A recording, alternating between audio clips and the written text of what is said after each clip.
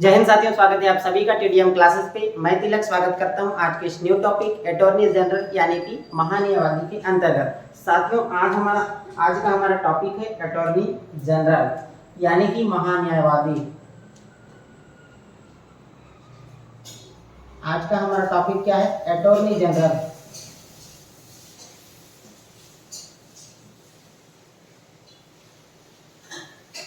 Attorney general साथियों, महान्यायवादी एक ऐसा टॉपिक है जहां से प्रश्न जो है एक न एक जो है कॉम्पिटिटिव एग्जाम में देखने को मिलता है और यह संविधान का वो महत्वपूर्ण टॉपिक है जहां से प्रश्न आप लोगों को एक न एक प्रश्न देखने को मिलेगा। तो आज हम उसी टॉपिक पर चर्चा करेंगे, विस्तार से चर्चा करेंगे और महान्यायवादी यानी कि अटॉर्नी जनरल से संबंधित जुड़े जो भी महत्वपूर्ण बिंदु होंगे उन सभी तथ्यों पर विस्तार से चर्चा करेंगे और समझेंगे। उम्मीद करता हूं कि आप लोगों को आज के सेशन से यानी कि महान्यायवादी वाले टॉपिक से जुड़े सारे महत्वपूर्ण फैक्ट याद हो जाएंगे और समझ आ जाएंगे, जिससे कि इनसे जुड़े अगर एक भी प्रश्न आप लोगों को परीक्षा में देखने को मिले तो आप लोगों का प्रश्न जो है गलत नहीं होगा। क्लियर है? इससे पहले यदि आप हमारे चैनल पर नए हैं तो चैनल को सब्सक्राइब कीजिए, वीडियो को अधिक से अधिक शेयर कर दीजिए, बेल आइकन को दबाना ना भूलें, जिससे कि आने वाले नए नए वीडियो की नोटिफिकेशन आप तक पहुंचते रहे और आप इस तरह की निःशुल्क जो क्लास है, जो महत्वपूर्ण संविधान की क्लासेस है, उनसे आप लोगों को लाभ मिलता रहे। क्लियर है?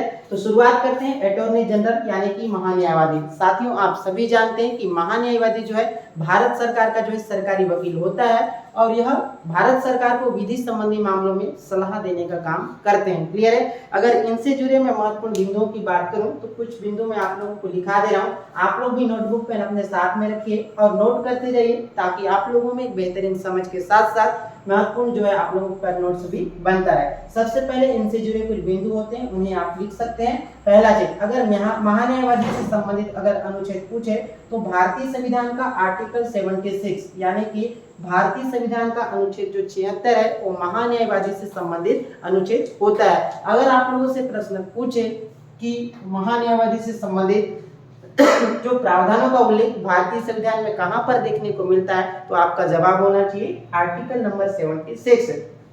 अब देखिए, मैं बताया कि आर्टिकल नंबर 76 में जो है महान्यायवादी से संबंधित प्रावधान संविधान में देखने को मिलता है। तो देखिए, अभी महान्यायवादी होते क्या है, इनकी नियुक्ति कौन करते हैं, इनकी क्या क्वालिफिकेशंस होती है, इनको शपथ कौन दिलाता है, इनका कार्यकाल क्या होता है, इनके वेतन भत्ते क्या होते हैं, सारी चीजों के बारे में विस्तार से आप लोगों को बताऊंगा।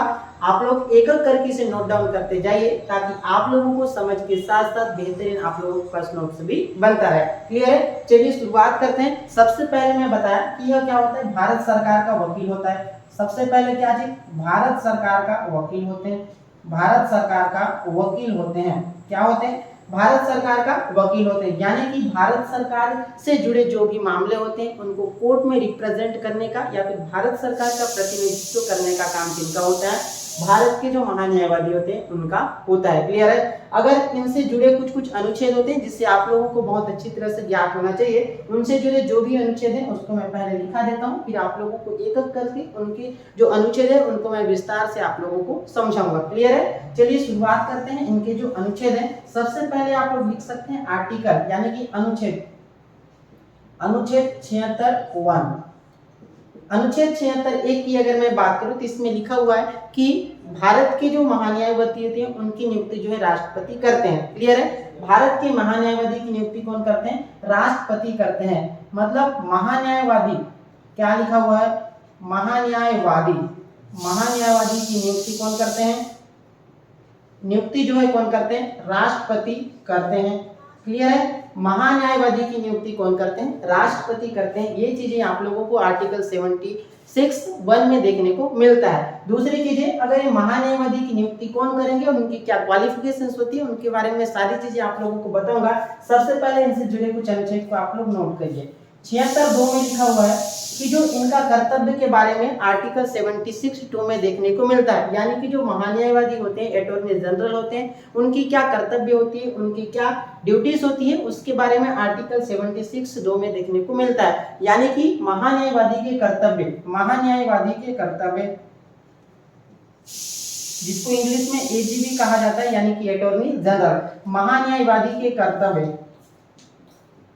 महान्यायवादी के कर्तव्य से संबंधित प्रावधान भारतीय संविधान का अनुच्छेद 76(2) में देखने को मिलता है। ये चीजें आप लोगों को बहुत अच्छी तरह से पता होनी चाहिए। क्लियर है। अब ये महान्यायवादी के क्या कर्तव्य होते हैं? इनके कर्तव्य ये होते हैं कि जो भारत सरकार अगर किसी भी मामलों में उनसे विधिक सहायता मांगती है या फिर विधिक सलाह मांगती है तो उनको क्या करते हैं? सलाह प्रोवाइड करते हैं। क्लियर है। और दूसरी चीज, अगर राष्ट्रपति उनको पर्सनली किसी चीज के लिए सलाह मांगते हैं तो भी वो क्या करते हैं? उनको सलाह देने का काम किनका होता है? महान्यायवादी का कर्तव्य होता है। और अगर किसी भी भारत के राज्य क्षेत्र के अंतर्गत जितने भी न्यायालय होते हैं उनमें सुनवाई करने का भी उनका क्या होता है? अधिकार होता है। क्लियर है। ये तो था आर्टिकल 76(2). अगला आर्टिकल है आर्टिकल 76(3). आर्टिकल 76(3) में लिखा हुआ है कि जो राष्ट्र कौन होते हैं? आर्टिकल यानी कि अटॉर्नी जनरल यानी कि भारत के जो महान्यायवादी होते हैं वो क्या करते हैं? भारत के किसी भी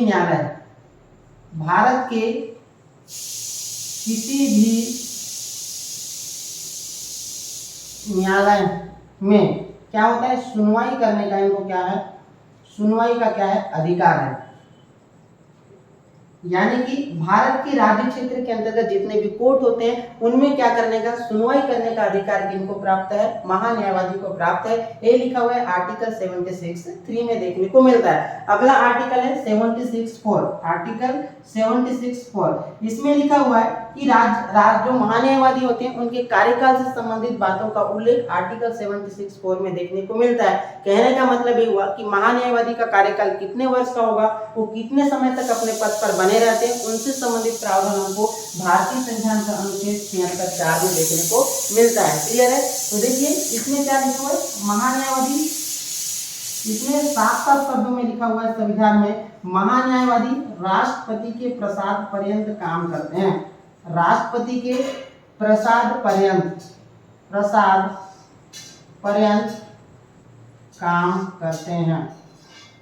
राष्ट्रपति के प्रसाद पर्यंत कौन काम करते हैं? महान्यायवादी जो है राष्ट्रपति के प्रसाद पर्यंत कार्य करते हैं। यानी कि इनके कार्यकाल से संबंधित प्रावधान भारतीय संविधान में स्पष्ट रूप से देखने को नहीं मिलता कि इनका कार्यकाल इतने वर्ष का होता है। इस प्रकार से स्पष्ट उल्लेख संविधान में नहीं लिखा हुआ है। सिर्फ इनके कार्यकाल से संबंधित प्रावधानों में ये लिखा हुआ है कि ये जो है राष्ट्रपति के प्रसाद पर्यंत अपने पद पर बने रहते हैं। प्रसाद पर्यंत का तात्पर्य होता है कि इच्छा अनुसार, यानी कि राष्ट्रपति जब तक चाहे तब तक वह अपने पद पर बने रहते हैं। इसे कहा जाता है प्रसाद पर्यंत। उम्मीद करता हूं कि प्रसाद पर्यंत से तात्पर्य समझ में आ गया होगा। प्रसाद पर्यंत का मतलब होता है इच्छा अनुसार, यानी कि राष्ट्रपति जब तक चाहे उनकी इच्छा के अनुसार जब तक वो चाहे वो अपने पद पर बने रहते हैं। ये चीजें उनके कार्यकाल से संबंधित प्रावधानों में लिखा हुआ है। स्पष्ट रूप से देखने को ये नहीं मिलता कि इनका कार्यकाल 5 वर्ष का होता है या फिर 6 वर्ष का होता है। क्लियर है। ये तो था महान्यायवादी से जुड़े महत्वपूर्ण अनुच्छेद जिसको मैंने आप लोगों को एक एक करके लिखा दिया है। क्लियर है। चलिए अब इनकी जो योग्यता से संबंधित प्रावधानों के बारे में चर्चा करते हैं। अगर आप लोगों से पूछे कि महान्यायवादी बनने के लिए क्या क्या क्वालिफिकेशंस चाहिए, क्या क्या योग्यताएं होती हैं, तो उसको थोड़ा सा समझने का प्रयास करते हैं। लिख लीजिए योग्यताएं यानी कि क्वालिफिकेशंस। अब देखिए इनके क्वालिफिकेशन से जुड़े 2-3 बिंदु होते हैं जिसको आप लोगों को भली भांति ज्ञात होना चाहिए। सबसे पहले देखते हैं कि इनकी क्या क्वालिफिकेशंस होती है। इनकी क्वालिफिकेशन से संबंधित बातों का अगर स्पष्ट उल्लेख देखने को मिलता है संविधान में, तो इसमें संविधान में ये लिखा हुआ है कि उच्चतम न्यायालय यानी कि सुप्रीम कोर्ट। उच्चतम न्यायालय मतलब सुप्रीम कोर्ट में न्यायाधीश बनने की योग्यता रखता हो, न्यायाधीश बनने की योग्यता रखता हो। क्लियर है। क्या लिखा हुआ है भारतीय संविधान में? उच्चतम न्यायालय का न्यायाधीश यानी कि उच्चतम न्यायालय का न्यायाधीश, सुप्रीम कोर्ट का न्यायाधीश बनने की योग्यता रखने वाले व्यक्ति को राष्ट्रपति जो है अटॉर्नी जनरल के रूप में नियुक्ति करते हैं। और ये लिखा हुआ है आर्टिकल नंबर 76(1) में देखने को मिलता है। क्लियर है। तो क्या कहा मैंने? सुप्रीम कोर्ट में न्यायाधीश बनने की योग्यता रखने वाले व्यक्ति को राष्ट्रपति जो है किसकी सलाह से? मंत्री परिषद की सलाह से। अगर आप लोगों से पूछे कि तो किसकी सलाह से? मंत्री परिषद की सलाह से। मंत्री परिषद की सलाह से राष्ट्रपति जो है उसको किसके रूप में नियुक्त करते हैं, महान्यायवादी के रूप में नियुक्त करते हैं। ये चीजें आप लोगों को आर्टिकल 76(1) में देखने को मिलेगा। क्लियर है। अब देखिए आप लोगों को याद होगा जब मैं आप लोगों को सुप्रीम कोर्ट वाला टॉपिक पढ़ा रहा था तो उसमें ये लिखा, उसमें मैं बताया था कि सुप्रीम कोर्ट में न्यायाधीश बनने की क्या क्वालिफिकेशंस होती है। फिर भी अगर आप लोगों ने वीडियो नहीं देखा होगा तो मैं उसको बता देता हूँ कि सुप्रीम कोर्ट में जो न्यायाधीश बनने की जो योग्यता होती है उसमें साफ साफ लिखा हुआ है कि वह व्यक्ति जो हाई कोर्ट में 5 वर्ष तक न्यायाधीश के रूप में कार्य कर चुका हो वो व्यक्ति क्या बन सकता है, सुप्रीम कोर्ट का न्यायाधीश बन सकता है। पहला चीज है। दूसरी चीज है, या तो उसको हाई कोर्ट में ही वकील के रूप में कार्य करते हुए 10 वर्ष का अनुभव होना चाहिए, वो चीजें भी लिखा हुआ है। सबसे पहले इधर दिखा देता हूँ कि सुप्रीम कोर्ट यानी कि सर्वोच्च न्यायालय, इसी को कहा जाता है उच्चतम न्यायालय। इसी को क्या कहा जाता है, उच्चतम न्यायालय में जो न्यायाधीश बनने की योग्यताएं होती हैं उसको थोड़ा सा आप लोग लिख लीजिए ताकि आप लोगों को समझ में आ जाएगा कि जो अटॉर्नी जनरल होते हैं उनकी क्या क्वालिफिकेशंस होनी चाहिए। संविधान में सिर्फ ये लिखा हुआ है कि जो सुप्रीम कोर्ट में न्यायाधीश बनने की योग्यता होगी जिस भी व्यक्ति में, उसे राष्ट्रपति जो है मंत्री परिषद की सलाह से अटॉर्नी जनरल के रूप में नियुक्त करेंगे। सबसे पहले इनकी योग्यता की अगर मैं बात करूं तो पहली योग्यता हाई कोर्ट में, यानी कि एस से लिख दिया मतलब हाई कोर्ट में 5 वर्ष तक किसके रूप में, न्यायाधीश के रूप में कार्य करने का अनुभव होना चाहिए। या फिर लिखा हुआ है या फिर उनके पास क्या क्वालिफिकेशन होनी चाहिए, हाई कोर्ट में ही कितने वर्ष, 10 वर्ष तक किसमें, अधिवक्ता के रूप में यानी कि वकील के रूप में कार्य करने का अनुभव होना चाहिए। तो वो व्यक्ति जो है सुप्रीम कोर्ट का न्यायाधीश बन सकते हैं। या लिखा हुआ है सबसे पहले तो उसको क्या होना चाहिए, भारत का नागरिक होना चाहिए। क्लियर है। ये पहला क्या लिखा है, भारत का नागरिक होना चाहिए। दूसरा लिखा हुआ है हाई कोर्ट में 5 वर्ष तक न्यायाधीश के रूप में कार्य करने का अनुभव जिस भी व्यक्ति में होगा उसे वो जो है सुप्रीम कोर्ट का न्यायाधीश बन सकता है। या करके लिखा हुआ है हाई कोर्ट में ही 10 वर्ष तक एडवोकेट के रूप में कार्य करने का अनुभव होना चाहिए। वो भी व्यक्ति क्या कर सकते हैं, जो है सुप्रीम कोर्ट में न्यायाधीश बन सकते हैं। या लिखा हुआ है राष्ट्रपति की नजरों में विधि का जानकार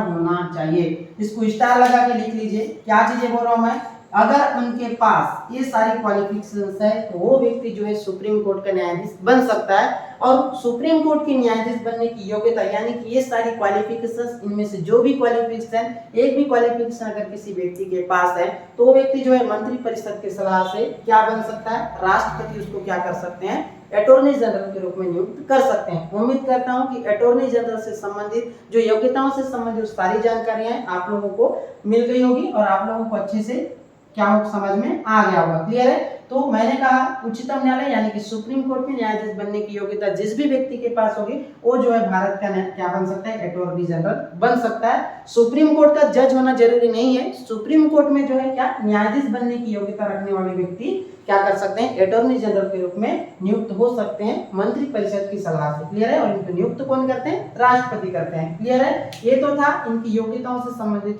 सारी जानकारियां। क्लियर है। अगर उसके बाद इनके कार्यकाल से संबंधित प्रावधान मैंने बता दिया। कार्यकाल में क्या है, स्पष्ट उल्लेख देखने को नहीं मिलता, स्पष्ट उल्लेख संविधान में नहीं है। लिखा हुआ है कि राष्ट्रपति के क्या होते हैं, राष्ट्रपति के क्या करते हैं, प्रसाद पर्यंत काम करते हैं। राष्ट्रपति के प्रसाद पर्यंत काम करते हैं यानी कि राष्ट्रपति जब तक चाहे वह अपने पद पर बने रहते हैं। ये चीजें इनके कार्यकाल के संबंध में संविधान में देखने को मिलता है। दूसरी चीजें इनकी अगर मैं शपथ की बात करूं, शपथ कौन दिलाते हैं, शपथ की मैं बात करूं तो इनको शपथ कौन दिलाते हैं, जो भारत के राष्ट्रपति होते हैं वो इनको शपथ दिलाते हैं। और किस चीज का शपथ लेते हैं, पद प्लस गोपनीयता की शपथ लेते हैं। क्लियर है। ये किस चीज की शपथ लेते हैं, अपने पद और गोपनीयता की शपथ लेते हैं यानी कि मैं अपने संविधान का सच्ची श्रद्धा और निष्ठा से पालन करूंगा। इस प्रकार की जो शपथ कौन लेते हैं, जो अटॉर्नी जनरल रहते हैं वो शपथ लेते हैं। क्लियर है। ये तो था इनके शपथ और कार्यकाल से संबंधित बातें। अगला चीजें इनकी अगर मैं इनके वेतन से संबंधित प्रावधान, इनके वेतन का निर्धारण कौन करता है, वेतन का निर्धारण करते हैं इनका राष्ट्रपति करते हैं। देखिए हर जगह पर ये लिखा हुआ है कि वेतन का निर्धारण कौन करते हैं, संसद करता है, लेकिन यहाँ पर आपको ध्यान देने वाली बात यह है कि जो अटॉर्नी जनरल होते हैं उनके वेतन का निर्धारण राष्ट्रपति करते हैं और ये भारत की संचित निधि से दिया जाता है। भारत की किससे दिया जाता है, संचित निधि से इनको वेतन प्राप्त होता है। क्लियर है, कहां से वेतन प्राप्त होता है, भारत की संचित निधि से वेतन प्राप्त होता है। इनका वेतन कितना होता है इसका निर्धारण राष्ट्रपति करते हैं। क्लियर है, और ये तो था इनकी वेतन जो है संचित निधि से दिया जाता है। दूसरी चीज अगर आप लोगों से पूछे, अगर अटॉर्नी जनरल से संबंधित और क्या चीज पूछ सकता है आप लोगों से अगर पूछे, शपथ मैंने बता दिया, शपथ कौन दिलाता है, राष्ट्रपति दिलाते हैं। पद और गोपनीयता की शपथ लेते हैं, कार्यकाल इनका कितना निश्चित नहीं है, राष्ट्रपति के प्रसाद पर्यंत काम करते हैं। अगर इनसे पूछे इनको हटाने की प्रक्रिया क्या है, इनको हटाने